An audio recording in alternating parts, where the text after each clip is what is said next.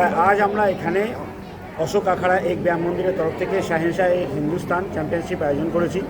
এখানে আমরা শুধু আয়রন লিফটিংই না, বডি বিল্ডিং, তার সাথে যোগা আছে, ডান্স আছে, এই আর আর্ম রেসলিংও আছে, তার সাথে এই চ্যাম্পিয়নশিপটারও আয়োজন করেছি। এখানে 4টে স্টেট থেকে প্রায় শতখানিক ছেলেরা এসছে। একটা হচ্ছে বেঙ্গল, বিহার, ঝাড়খণ্ড, ইউপি, ওড়িশা, এখান থেকে এসছে।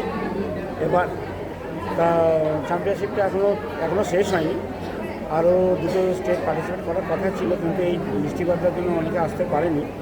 তো যাক, মোটামুটি চ্যাম্পিয়নশিপটা চলছে, আপনারা তো দেখতেই পাচ্ছেন। আপনি তো আগেও করেছেন, এইটার মধ্যে এত বড় একটা হলের মধ্যে করছেন, আপনার অনুভূতিটা কেমন লাগছে? আমার অনুভূতি, রেসপন্স তো ভালোই দেখছি, সব ছেলেরা আসছে। আর এইটা কিন্তু কমপ্লিটলি ন্যাচারাল। আমরা যেখানে যে অনেক জায়গায় যেখানে দেখি যে লোকে ইনহ্যান্স প্লেয়াররা খেলে, কিন্তু এই প্ল্যাটফর্মটা করা হচ্ছে সম্পূর্ণ ন্যাচারাল প্লেয়ারদের জন্য, যারা হচ্ছে আজকাল দিনে স্টেরয়েড অ্যাভয়েড করে যারা যেসব প্লেয়াররা স্টেরয়েড নিয়ে খেলতে যায়, যারা যেখানে গেলে ওরা প্রাইজটা পায় না। তো কাজেই এই প্লেয়াররা যে একদম গ্রাউন্ড লেভেল থেকে যারা খেলছে, যাতে তাদের শরীরে কোনো ক্ষতি না করে অথচ পুরস্কৃত হোক, আর যাতে এরা ন্যাশনাল থেকে ইন্টারন্যাশনাল খেলতে যেতে পারে, তাদের জন্য এটা ন্যাচারাল প্ল্যাটফর্ম। এটা কতজন পার্টিসিপেট? 100 জন পার্টিসিপেট। যোগায় কতজন? যোগাতে 36 জন পার্টিসিপেট। আর এমনি বডি বিল্ডিংয়ে? বডি বিল্ডিংয়ে প্রায় 25 জন। ফ্যামিলিতে? ফ্যামিলিতে 2টো কাপল আছে। আচ্ছা, 2টো কাপল। 2টো কাপল। এজ কি আছে? এজ এখানে 5 থেকে নিয়ে 75 পর্যন্ত এজ ক্যাটাগরির সবাই পার্টিসিপেন্ট আছে। এইটা দেখছি একটা সবচেয়ে বড় একটা ট্রফি দেখতে পাচ্ছি, আমি নামটা আমি কোথাও দেখিনি, মানে একটা ভিতরে রহস্য নাকি? ট্রফি রাখা হয়েছে, ওই ট্রফিটার নাম হচ্ছে শাহেনশাহ হিন্দুস্তান। এখানে কি প্রত্যেকটা প্লেয়ার, এক একটা অ্যাথলিট একটাই জিনিস খেলে। যেমন কেউ বডি বিল্ডিং খেলে তো সে পাওয়ার লিফটিং খেলে না, পাওয়ার লিফটিং খেলে তো সে আর্ম রেসলিং খেলে না।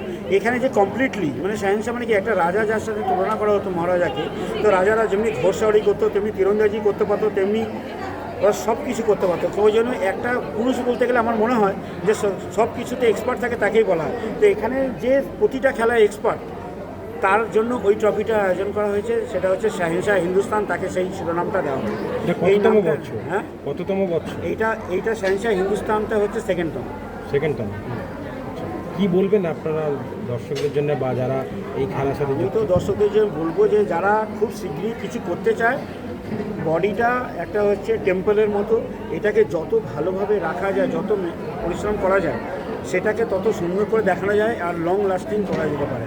যারা এরকম এই সুচ ফুটিয়ে বডি বানিয়ে মানে ইনস্ট্যান্ট কোনো জিনিসই হয় না। যে কোনো জিনিস করতে গেলে একটা প্লেয়ারকে 3 বছর সে যদি কঠিন পরিশ্রম করে তবেই সে পারফর্ম করতে পারবে, আদারওয়াইজ সে কিছুই করতে পারবে না।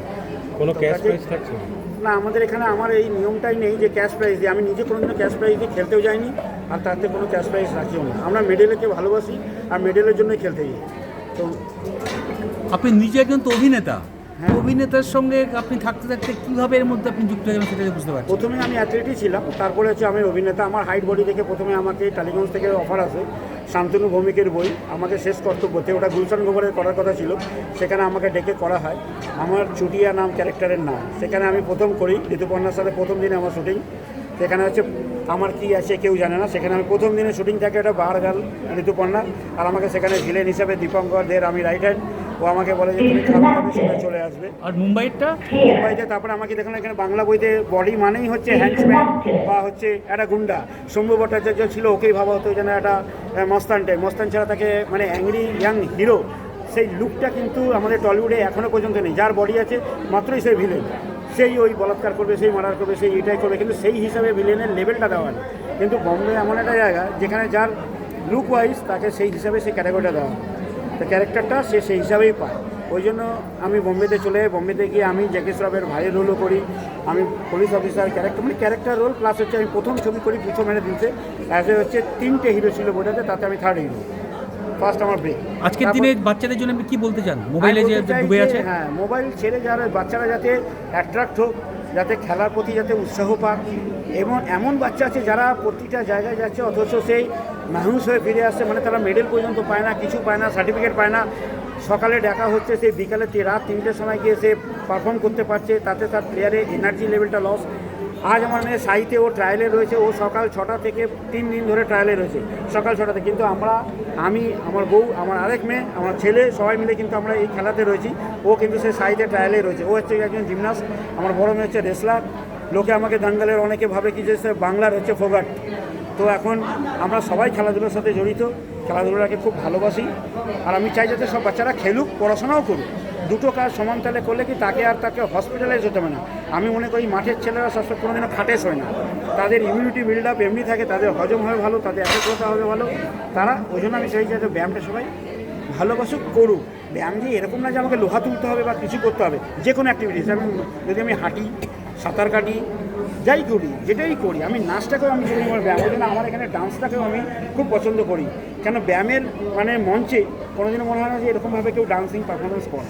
তো ওই জন্য আমি প্রত্যেকটাকে ব্যায়ামটাকে ভালোবাসি। আমি চাই যে সবাই ব্যায়াম করুক, আরও সুস্থ থাকুক, সবল থাকুক। আপনার নামটা? আমার নাম হচ্ছে অশোক রাজ।